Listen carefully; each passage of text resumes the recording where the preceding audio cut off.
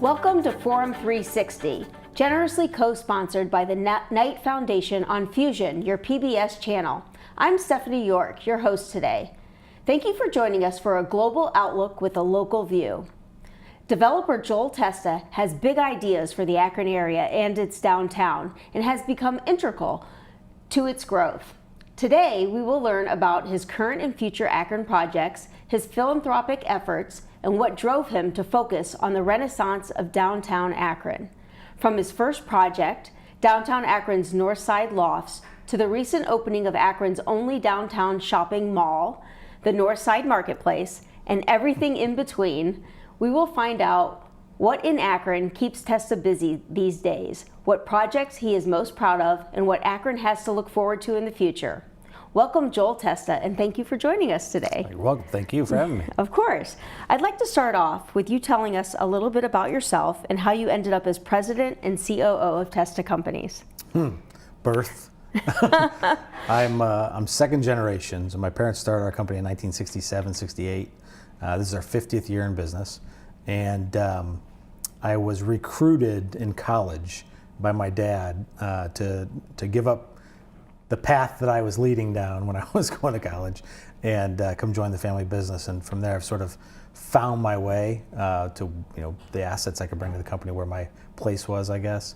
And so I've inherited, I think, the position in the mid '90s, actually. So I've been president for quite a while now. Yeah. Great. Can you tell us a little bit about Testa Companies, what it does, and how does it differ from other development companies?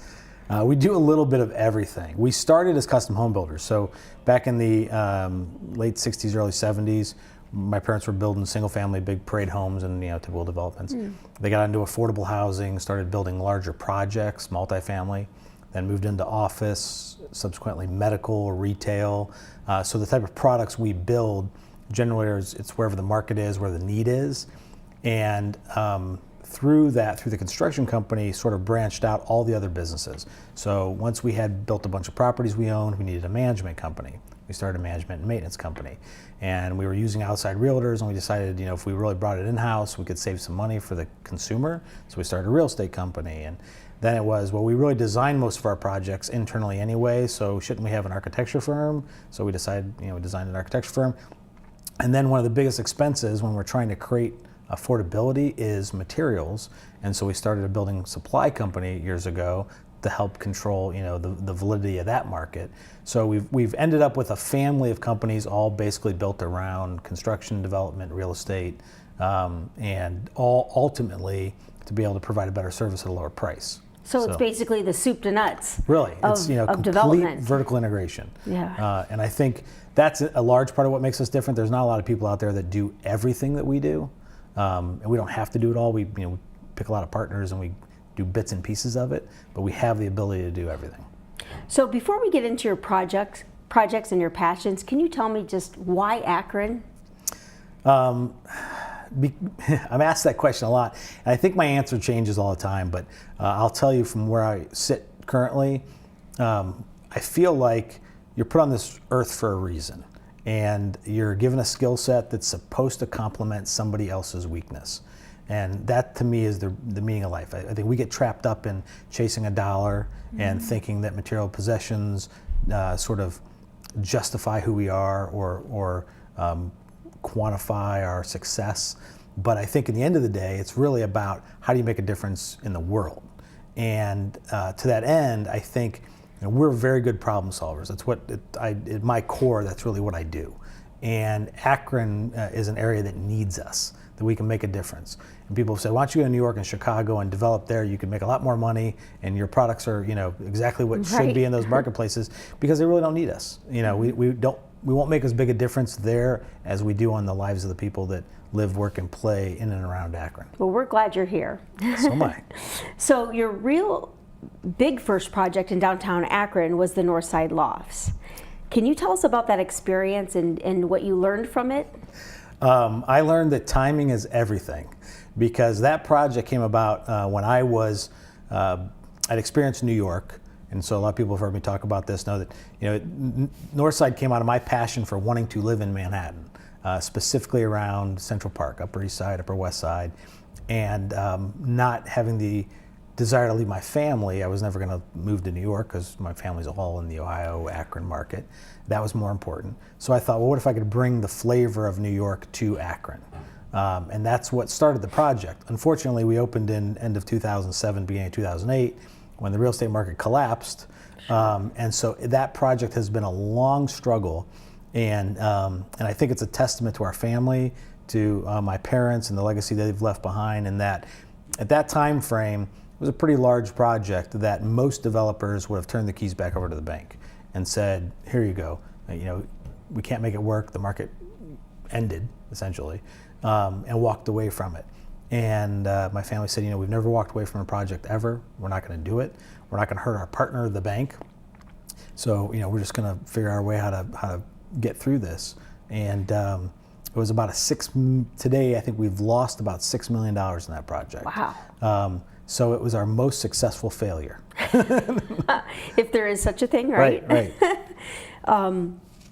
You have other downtown Akron projects in the works. Let's talk about one that just opened up, the Northside Marketplace. What is the Northside Marketplace, and what makes it different from other shopping areas? That's my favorite project that we're doing right now. So it evolved, and actually it evolved out of a Knight Foundation trip that started about 2 years ago now, to Portland, Oregon, to look at ideas that we could bring back to Akron to attract and retain talent. So what other communities have that we might be able to learn from and adapt to make it Akron specific. And we went on a series of those trips, got together with a bunch of people in Akron and said, we need something in the core of downtown. We need to rebuild our city from the city out, from the core out. And at the time we were looking at a farmer's type market, a fresh produce market, maybe something like Cleveland's Westside Market. Sure. And but through the evolution of trying to develop that, we realized that what Akron really needed was two things. It needs retail downtown. It needs things for people out that don't live downtown to come into the downtown market for, and the convenience of people that want to live in a walkable urban environment. But it also needs to have something that nurtures small business. So the marketplace became our version of the shopping mall on a very local grassroots level, where we took now 50 local companies that were mostly based out of their houses, their bedrooms, their garage, their basement, and we gave them the next stepping stone to get into a retail storefront on Main Street. It's been wildly successful. It's been a lot of fun. We're helping a lot of people do a lot of good things. And it's a cool place to hang out. People are enjoying it in downtown. I was there. It is really cool. So you have 50 businesses there now? Yes. Is there room for more?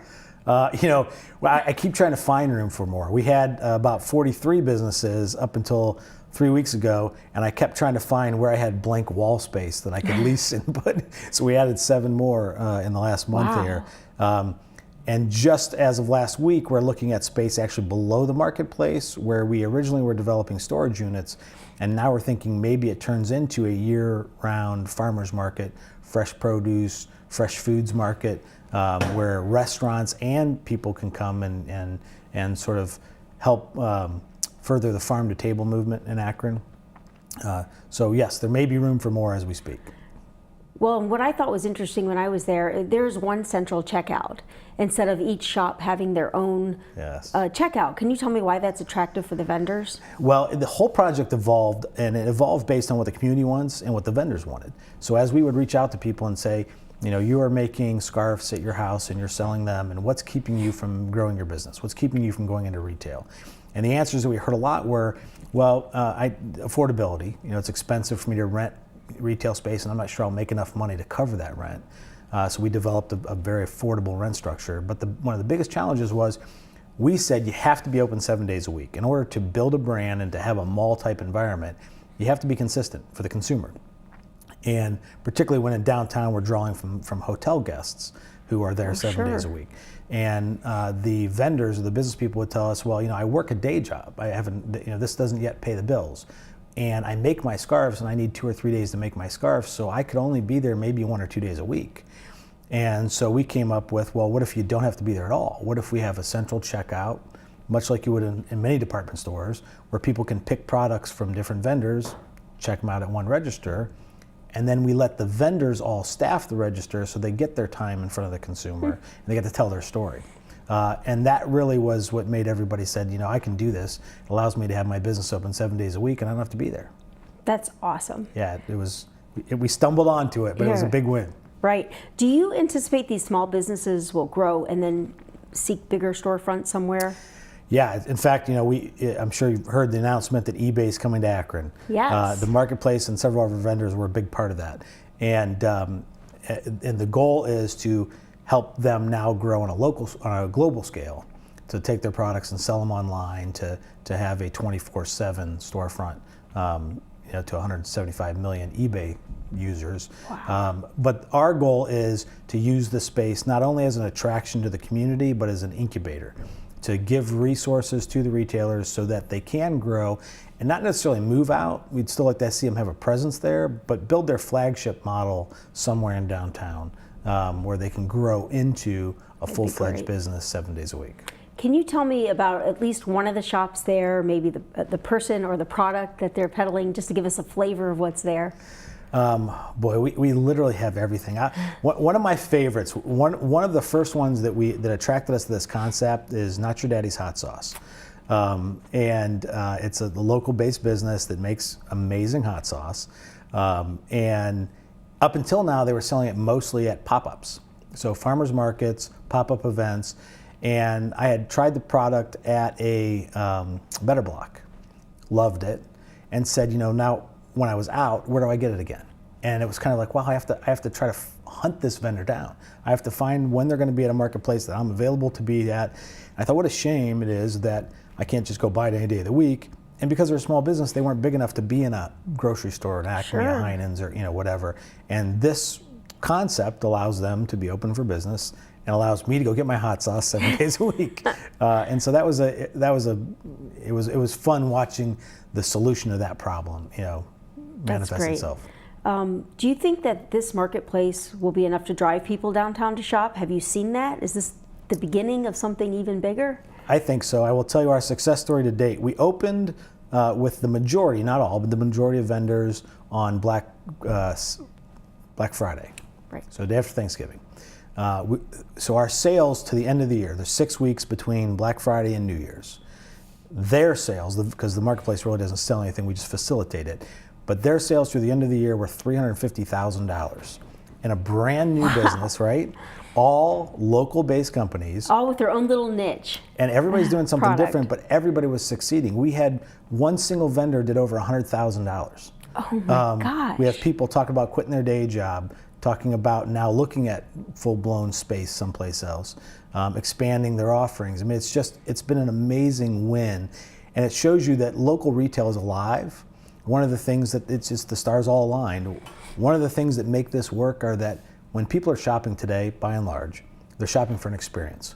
It's not about big boxes because those commodity items I can buy online, they can ship to my door, But if I'm going to go out and get in my car and go out and spend my hard-earned money somewhere, knowing that it's helping somebody locally, knowing the person behind the story of the product means something. It sort of touches your soul. It's like we talked about earlier. People need social interaction. They do. And this marketplace gives them that. So I think it's going to be a big success. So now we just got to keep the momentum going, right? Got to keep going. It's not just retail. So half of the marketplace is a culinary environment. So we call the social lounge. That's the part I like. Yeah.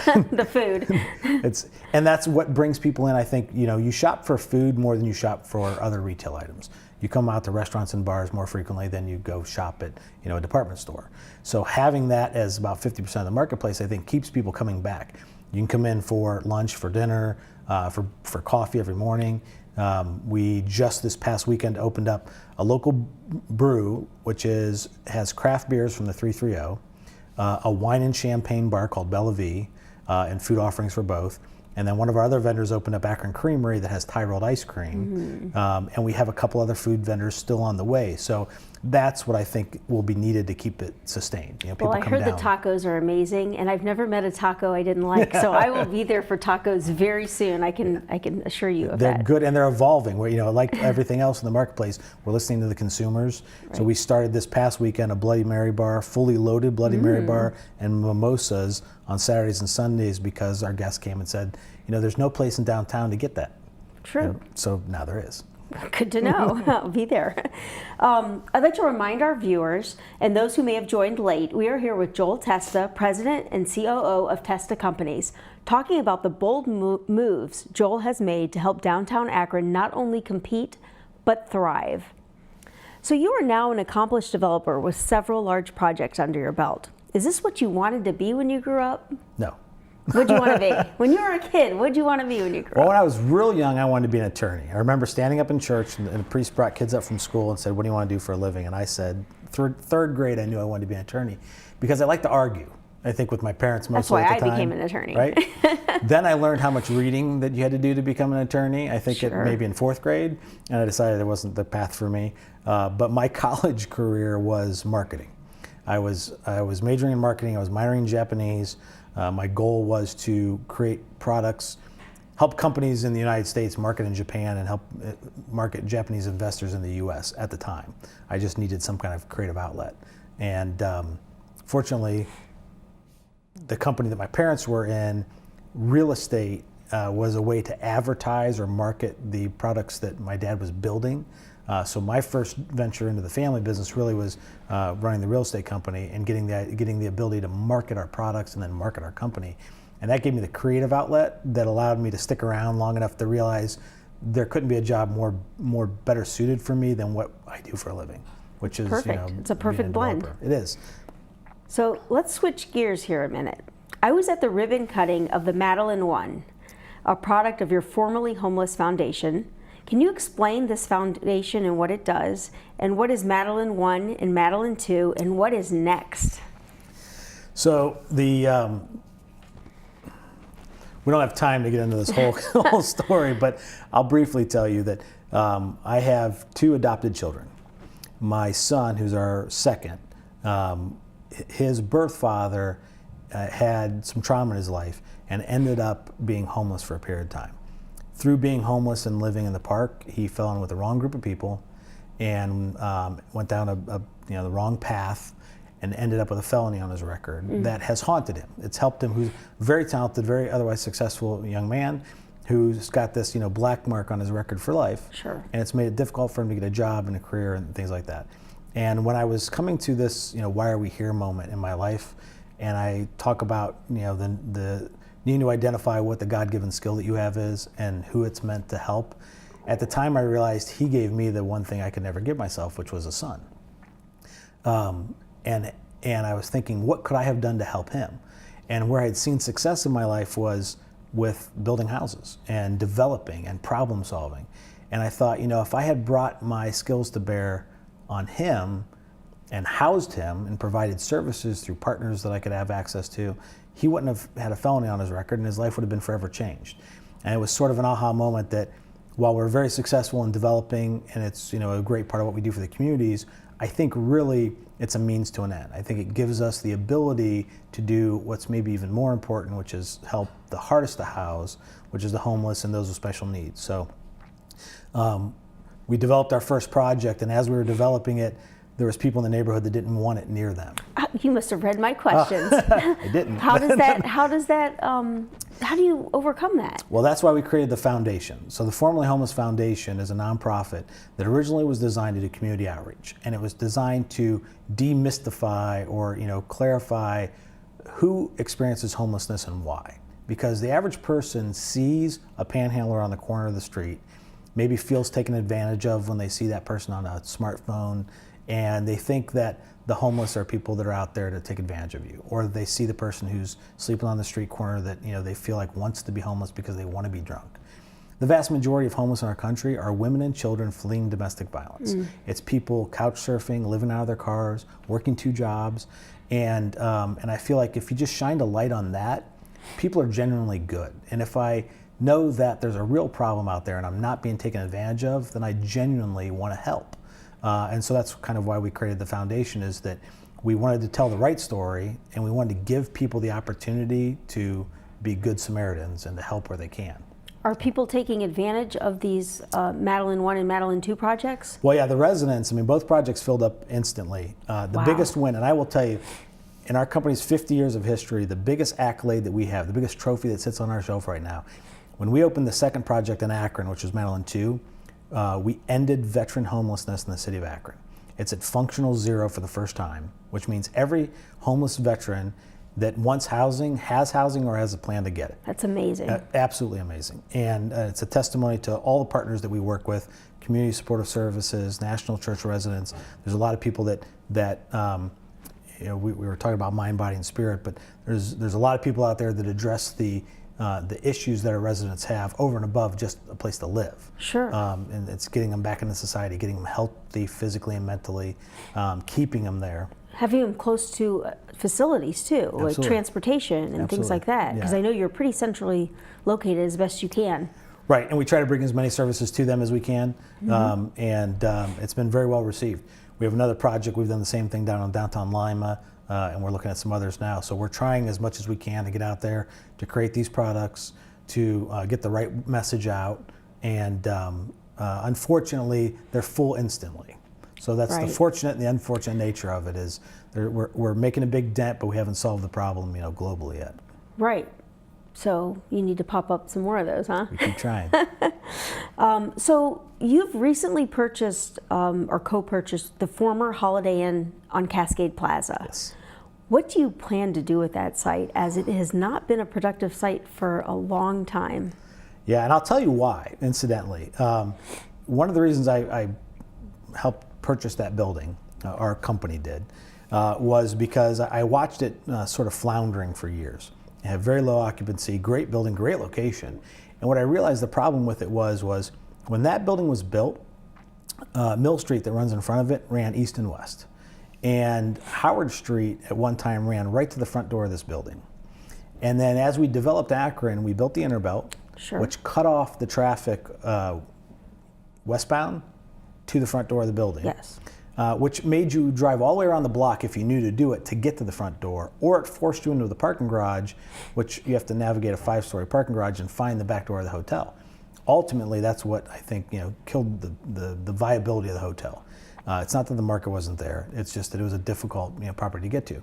So we decided the need in Akron is for affordable residence, millennial housing, non-subsidized apartments, something with a lot of amenities but with affordable rents. And we looked at, right now it looks like we can get about 146 apartments in there that will range somewhere from about $950 a month to probably $1,200, $1,300 a month, with a host of amenities. The coolest of which is, because it was designed as a full service hotel, it has a pool on the roof, on the 20th floor. That's cool. Very cool, with sun decks out on the 20th floor, but it had a helicopter pad, a helipad above that. Very large open area roof with 360-degree views. And so we're going to do a beer garden and a martini bar on top of the roof with some of the absolutely the best views of Akron. And then for the residents, there's a gym and a movie theater. There's a restaurant that we're bringing back to life. I believe the top floor is like a ballroom, or close to the top. So the 19th floor was a ballroom. Those are going to be 6 penthouse units. Oh, wow. Because those have amazing views as well. They do, absolutely. Actually, the whole building has really great views. We were going to convert part of it back to a hotel, and after running the numbers, we decided it made more sense for us to build a new hotel. So we have our eyes on another hotel project for downtown right now as a catalyst, and we're using all of the space to try to create as many affordable apartments as we can. So I know that people in Cleveland, especially, downtown residential units, I mean, they can't even build them fast enough. They're just filling up. Do you think we're going to have that kind of momentum in Akron? Absolutely. Akron's poised for it. The national trend is for urban housing, and we're doing work here in Hudson, and sometimes people get scared when we say the word urban, but really what it means to us is mixed use, walkable, dense living. And it happens even in suburban environments. I mean, when there's residential over retail in a townhouse, that's sort of an urban model. But one of the unique things about Akron is that it hasn't had it yet. And so, we don't have too much density downtown. So traffic's easy, parking's easy, walking's easy. We don't have a lot of congestion, we don't have a lot of vagrancy, we don't have a lot of crime. It's still somewhat affordable because of supply and demand. It's, our unit in Akron is far less expensive than one in Cleveland because of the demand in Cleveland. So, so I definitely think it's something we're going to see very popular for the next 10 or 15 years at least. And over the next 3 years, you're going to see a lot of residential units hit the market because That's great. there's other developers that get it as well. Do you live in downtown Akron? I do. I live in our Northside Lofts project. Wonderful. My wife and our 2 kids live in the middle of downtown and absolutely love it. So real quick, I'm gonna do a quick speed round because we're nearing that time. Name a favorite movie. Oh, geez. The Usual Suspects. Good. If you could eat only one food for the rest of your life, what would it be? Fish. Morning or night person? Night. Night. Very good. So we've just spent some time with developer Joel Testa, whose big ideas for downtown Akron have become an integral part of its growth and renaissance. From his first project, downtown Akron's Northside Lofts, to the recent opening of Akron's only downtown shopping mall, which is filled with local entrepreneurs peddling their handcrafted wares, and everything in between. Testa is busy these days making downtown Akron shine again. I'm Stephanie York, your host today. Thank you for joining us on Forum 360, co-sponsored by the Knight Foundation for a global outlook with a local view. Forum 360 is brought to you with support from Electric Impulse Communications, Kim and Harvey Nelson, Rubber City Radio Group, Akronist.com, Hudson Cable, Medical Mutual of Ohio, Forum 360 supporters, and the Shaw Jewish Community Center of Akron.